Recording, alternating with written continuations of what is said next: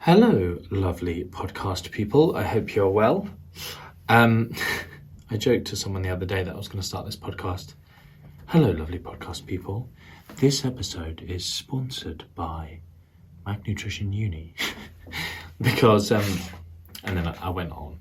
Because we were thinking about doing some kind of sponsored adverts for Micronutrient Uni enrollments this year. Enrollments coming up in July 13th-ish, I think, enrollments open for the September intake.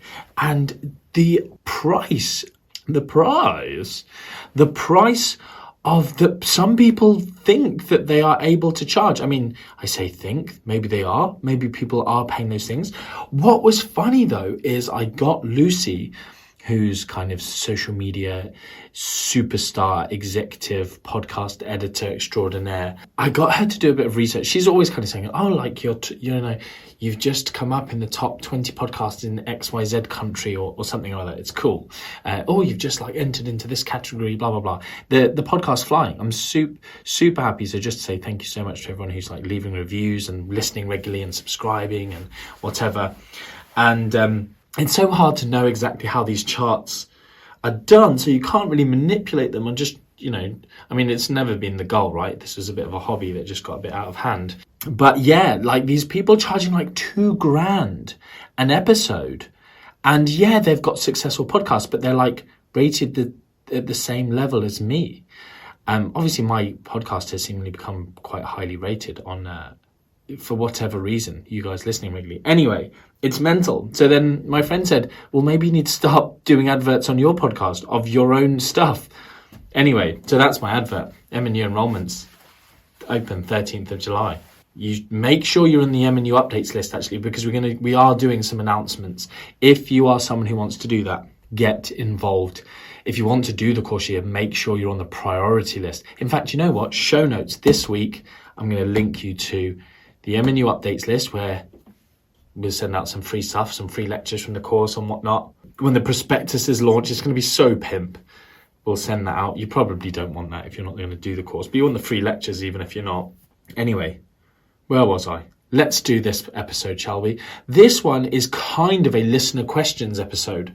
If you're not aware, you can go on my website, martin-macdonald.com, and there's a button you can click and you can make suggestions. You can literally write whole episodes for me and I will record them just for you. Basically, what do you think needs to be said? What needs to be covered? What questions would you ask me if you were like a guest, host, questioner, interviewer, person?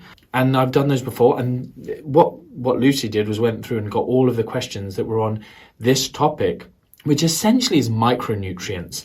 And I've picked the top, or just questions that are all related to each other. I don't want to take too long. I can do another one if needs be. But this one's about micronutrients. Just loads of questions about, I guess, vitamins and minerals and those sorts of things. So I thought I'd cover just a bit of a hot topic. Just so many of you would answer. It's difficult when you just ask one-off questions, and that's why I wait until there's a few in a similar area to do an episode like this. Anyway, question 1. Is fruit bad for your gains? I have 2 oranges a day and my coach removed them. You should remove your coach from your life. As she said, the vitamin C in them will blunt the hypertrophy effect.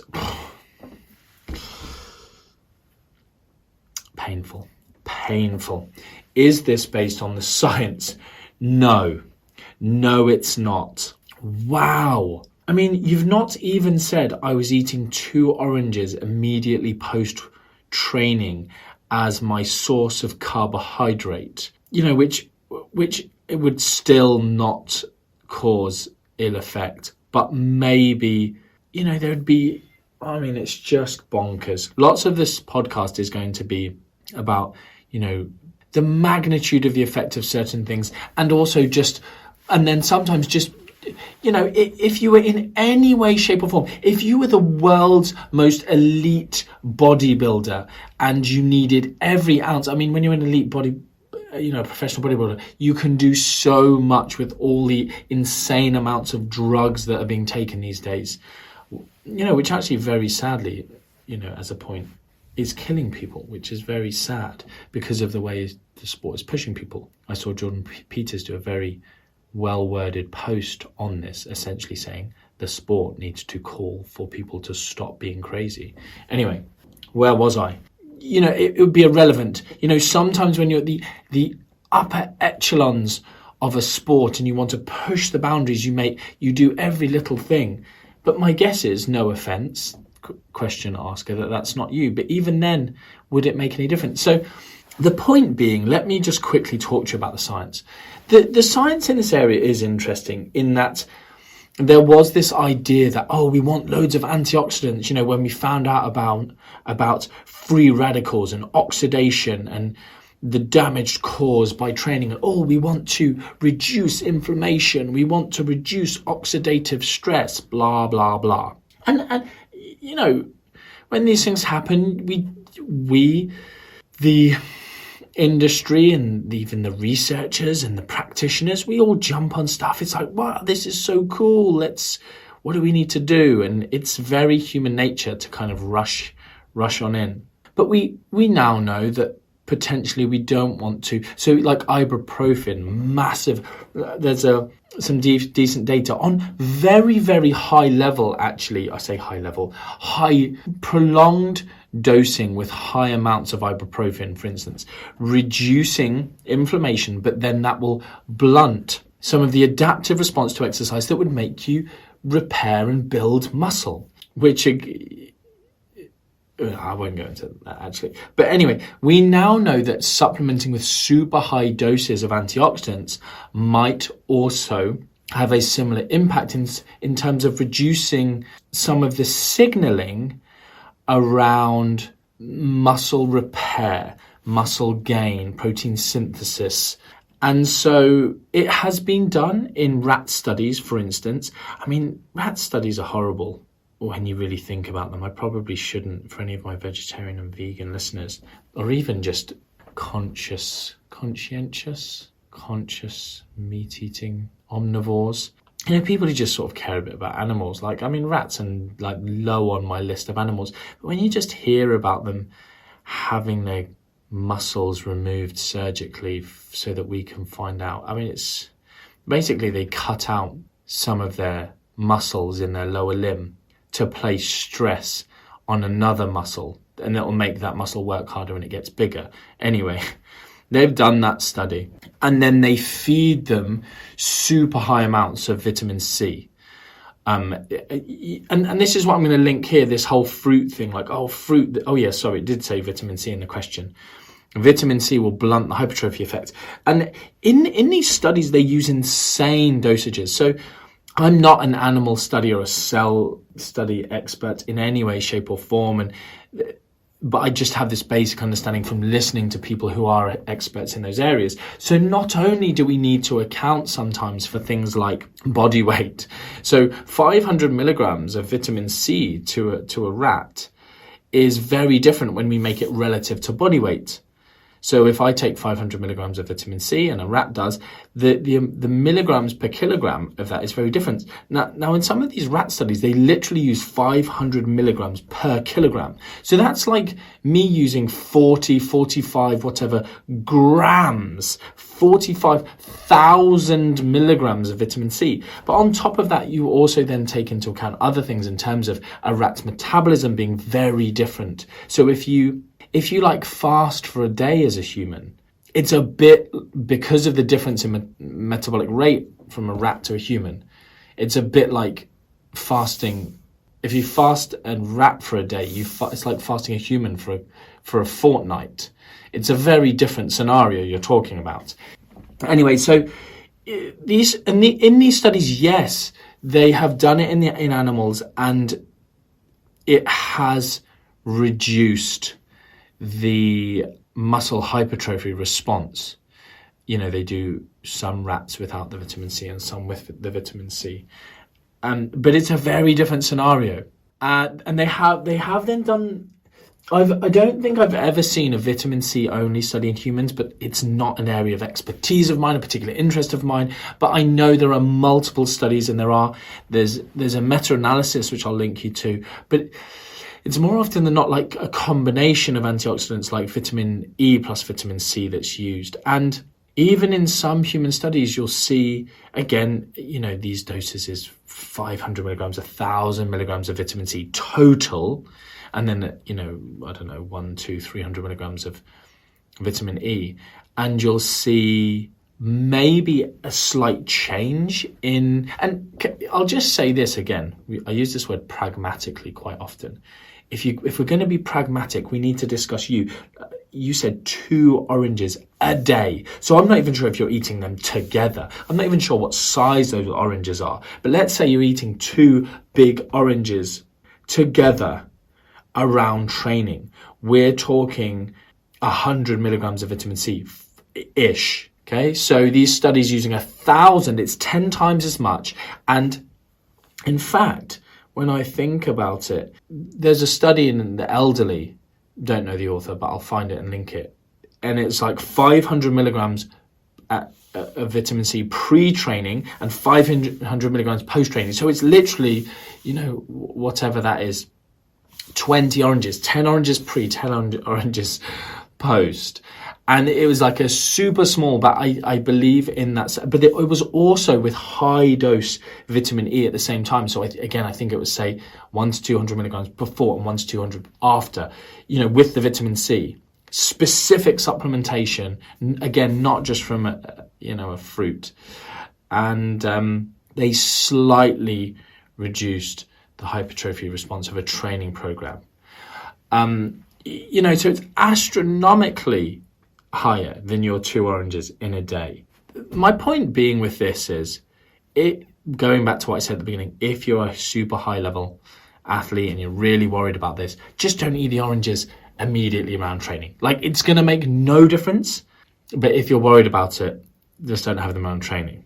It's about being pragmatic about your life and the fact that you want to eat oranges. And, if you eat any fruit or vegetables, you're going to get some vitamin. You eat a red bell pepper. Has your coach removed all sources of vitamin C from your diet? It's craziness. They probably don't know how much vitamin C is in an orange. So I would, this is why I'm against supplementation of high doses of things unless you're knowing, and we'll talk about this maybe later in the podcast. But when it comes to food, there's just no issue. I'll link you to a meta-analysis which basically says that, like, these things aren't going to benefit your training. They're not going to, potentiate the muscle gain effect of your training. And in the long term, high dose supplementation may reduce it a little bit. So don't take those supplements. But eating a couple of oranges, no effect. I'm going to leave it there. Question 2. When taking vitamins, so I've combined these 2 questions actually because they sort of the same thing. When taking vitamins, in this example, iron, does it matter when you take it and what you take it with? And then someone else's question was, do the tannins in tea or caffeine in coffee, we can forget about the caffeine really, there are also some tannins in coffee, really affect the absorption of iron and other supplements to such an extent that we should wait an hour before taking them, or can I have my morning coffee with iron and vitamin C and still get the benefit? Now, here's the question just quickly. Why are you taking vitamin C in the morning? Why do you think you need to do that in particular? Now, in this instance, if you want to take the vitamin C, you're just taking a low dose just because maybe you don't eat enough fruit and vegetables and you feel like that's going to benefit you or whatever. Realistically, I'm going to talk about multivitamins in a minute. Like, there's just so little need to be taking lots of vitamin C.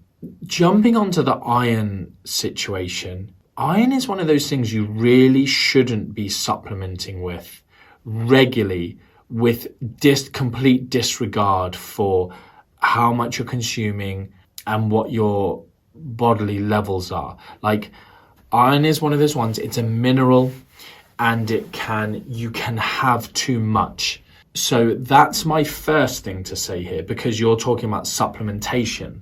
Now, if we look at studies around this area, there's a few things here in that supplementation versus fortified foods versus foods that already contain iron. Now, where lots of this comes from is non-heme iron sources. So if you are vegan or vegetarian, this is potentially good information for you to consider. If you're vegetarian, you're consuming lots of dairy.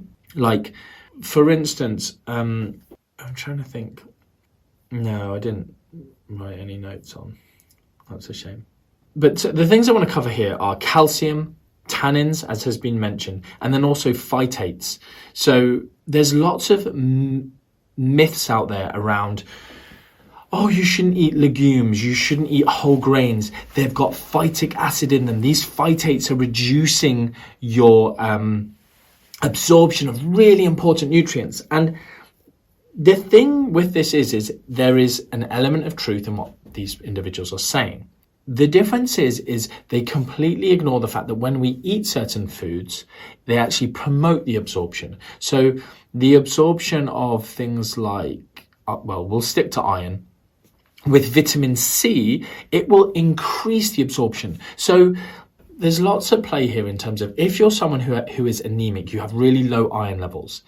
And I think now that I'm saying this out loud, I may be thinking of a different study actually, but essentially I'm thinking like there was a study like in Gambian children where they looked at iron status, but now I'm thinking it was vitamin A status, so ignore me. Anyway, so with iron, it's like, okay, I've been told I've got low iron levels. I'm also a vegetarian. I consume a lot of milk and a lot of cheese or whatever, and so calcium will reduce our absorption of iron. But so in that instance, it's like, I know I'm kind of screwed. I know I've already got low iron levels. I need to be careful. If you start supplementing with a high level of iron, really, you probably don't need to change your diet all that much. But then if you supplement with iron, you get your levels back to normal. You don't want to go back to a point of being deficient in iron. So, actually, I was consuming high amounts of calcium or calcium-containing foods with meals where I'm getting my iron. Now, as a vegan or vegetarian, you'll be getting a large amount of non-heme iron, which the conversion of non-heme to heme iron, the kind of usable form, is very inefficient. So you need to consume lots and lots of non-heme iron. And if you are then consuming that with calcium, there becomes an issue. Calcium doesn't impact heme iron, i.e. the iron that you're just going to get from your red meat type sources, animal sources.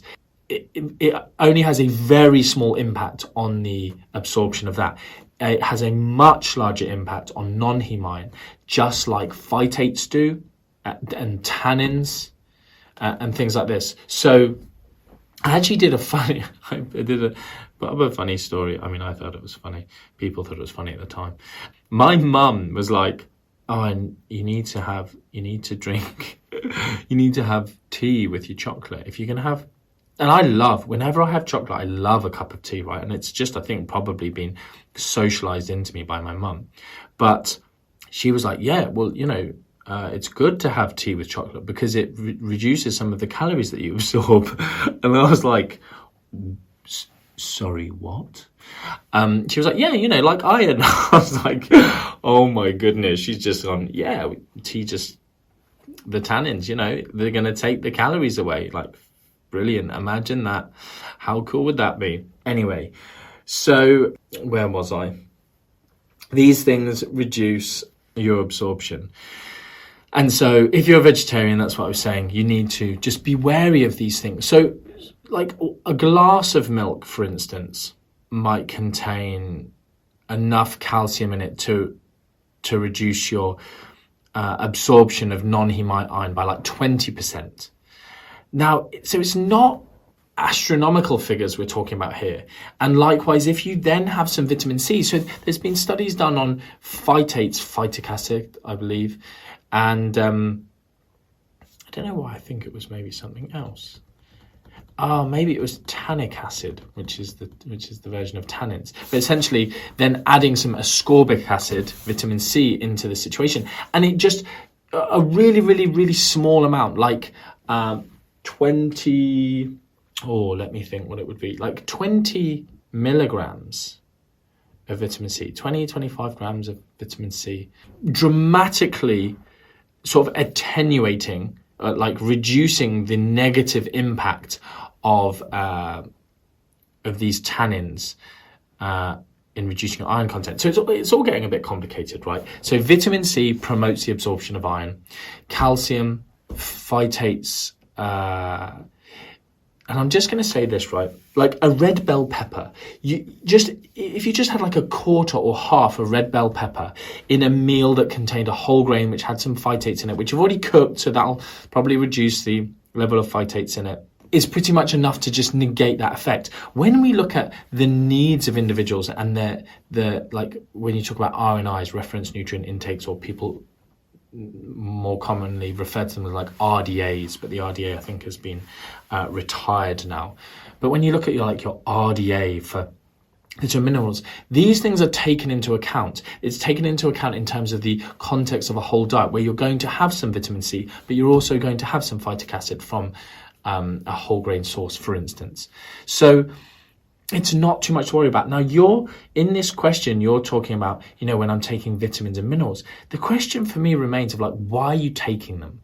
Does it matter what I take it with, and these kind of things? It's like, well, why are you taking them in the first place? My only really broad spectrum recommendation sometimes is if you know your diet's quite inadequate, if you're in like a harsh calorie deficit, for instance, or you're working with a client who has quite a restricted range of foods and you're trying to work on them with their nutrition and blah blah blah, then like a broad spectrum multivitamin mineral, which often won't contain something like iron that we're talking about here, because over supplementation of that can be an issue.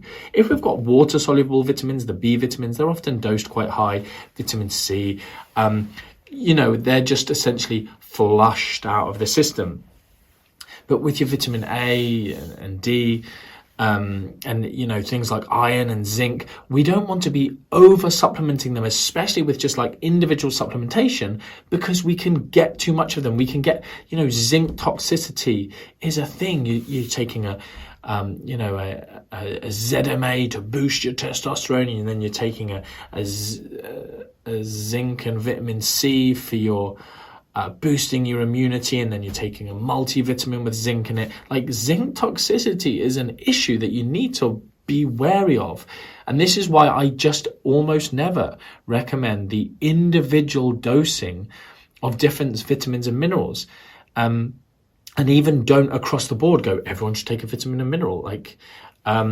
It's still on a case-by-case basis. I'm not hugely against it, but just with a level of, actually, I just might pay attention to whether or not I really need that or not.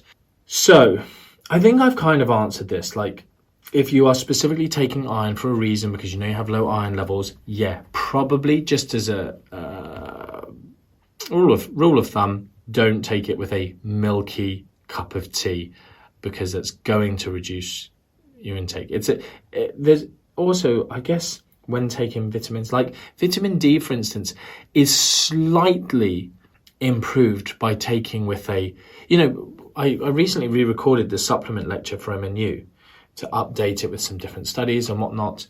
And this is lots of the stuff that you learn on MNU in terms of, again, we'll talk about the exact amounts of vitamin D that someone should be taking. And also then if you take vitamin D with a fat source, a fat sauce, that sounds like, coconut sauce or a nice cream sauce. No, but a source of fat, it will slightly enhance the absorption, and there will be a statistically significant difference in subjects that would take it with a fat source.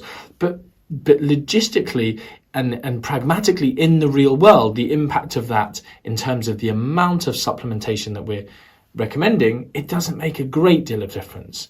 So yeah, the next question that was on from here was like, Dr. Google says not to take sups at bedtime. Is this more of a personal preference thing? If you don't get an upset stomach from them, then go ahead.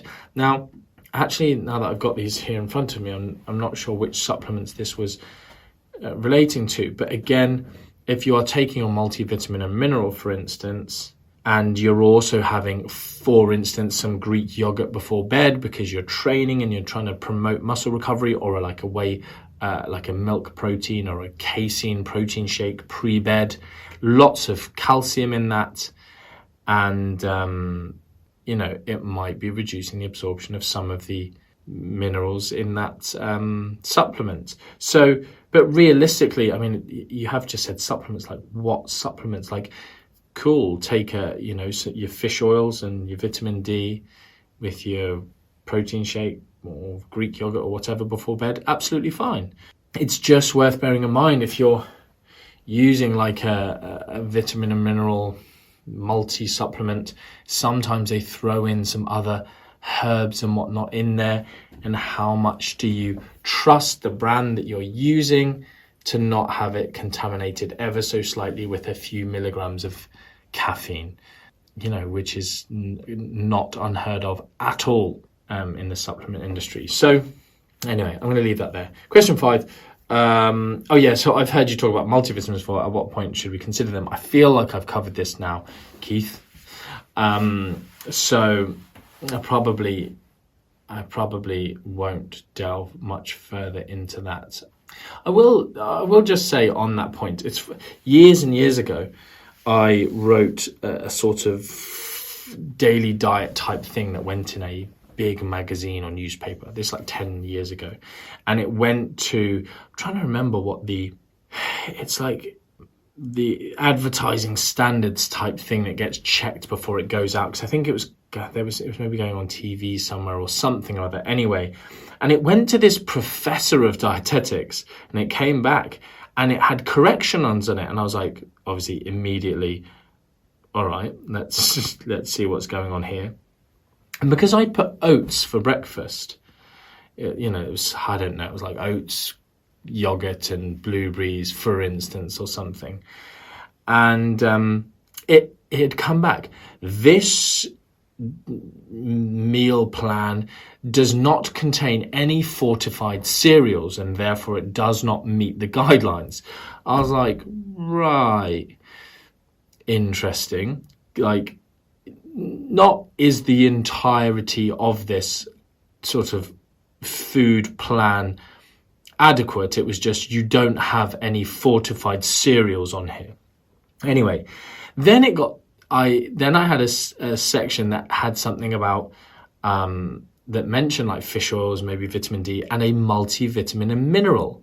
And then it was like the use of a multivitamin and mineral is unnecessary and blah, blah, blah, blah, blah. And I was like, sorry, a minute ago you were telling me I needed to use a fortified cereal, which is still, man-made vitamins and minerals baked into the cornflakes that you're probably sponsored by, pal. It was a woman, but I'm calling her pal. I couldn't believe it. I was like, you're kidding me. You're saying that I can't give oats for breakfast. I need to put basically cornflakes et al. It was madness. And then another comment was, there doesn't seem to be, there's inadequate portions of dairy in this diet. And there was like 2 protein shakes, like whey protein shakes. It was like, this could lead to low intakes of calcium. And again, I obviously sent it back and didn't change anything. I was like, you're a moron, blah, blah, and blah, blah, blah. Look up the calcium in whey protein. I think maybe even it got some snarky remarks about using protein shakes as well. Anyway, ridiculous. So multivitamins, I'm just saying sometimes people go into like a healthy diet, whatever that may be. And, for instance, I don't give the babies cereals that often. They love toast. And I'm aware when they don't have cereals that vitamin D is something that is recommended for young children. And they don't get their vitamin D if I don't give them cereal. They don't ask for cereal. So then I've gone out of my way to find like a decent sort of fruit and fiber type fortified cereal that they like, that they'll have. And then, I ended up getting these like chocolate pockets because it just looked like they would taste nice and they were fortified. And then it turns out they don't like them. Crazy kids. They don't, do they not? I bought them Nutella once and they didn't like it. And I was like, I don't know if you can be my children. They're only half mine. So I just thought, oh, you just got this crazy gene that doesn't like Nutella from like the other person involved. Because, I'm just so disappointed in you right now. No, anyway. I've just got them some gummies now that they can have their vitamin D from and whatever, and that's all sorted. But it does just take me back to, like, if you go from eating cereal for breakfast and if any of your practitioners and you put your client onto oats, for instance, oats aren't fortified a lot of the time, most of the time, almost all of the time. So just bearing in mind that you're then now reducing some of their nutrient intake. If you then improve their whole diet dramatically, fantastic, all good. But it's just something I think you can sometimes forget as a practitioner. Anyway, how long have I been going for? Probably long enough. Do you know what? I'm going to leave it there because I feel like I've chatted and chatted and chatted. And I can now just do another episode on a different topic. Right. Hope you've enjoyed that. Thanks for all your reviews. Make sure you sign up for those things in the show notes that I mentioned at the beginning. Thanks to our sponsor of the show, Nutrition Uni, the world's best 12-month online nutrition course you can study anywhere in the world to become a fully qualified, insurable nutritionist working with clients in your own country and online globally. Asterisks only in countries where we have our bespoke MNU certified nutritionist policy, which is now up to 30 countries around the world. That's pretty good. That's just, I haven't got anything written down to do that. That's just off the top of my head. It's almost like I understand my own business, isn't it? Anyway, much love. I hope you're well. Until next time.